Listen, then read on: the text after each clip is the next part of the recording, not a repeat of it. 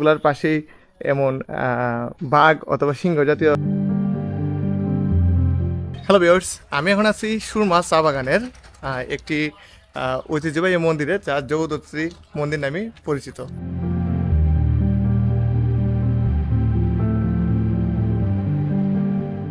এটা স্পেসিফিক্যালি একটি দুর্গা মন্দির। ওইটার দিক দিয়ে একটা মন্দির, একটা মূর্তি, দুর্গা মন্দির, একটা স্ট্যাচু আছে।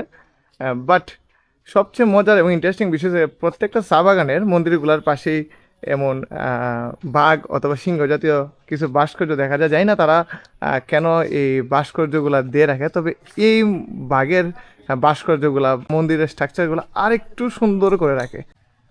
মন্দিরের অপোজিটেই একটা নাট মন্দির। এটা প্রত্যেকটা চা বাগানে গেলেই এমন কিছু স্পেসিফিক দুর্গা মন্দির পাবেন, যার অপোজিটে একটা নাট মন্দির থাকে। অ্যাকচুয়ালি এইগুলা উৎসব এবং দুর্গা পূজার সময় বেশি মানুষের আনাগোনা হয়, আর নর্মালি এই দিকগুলোতে তেমন একটা মানুষের দেখা মেলে না।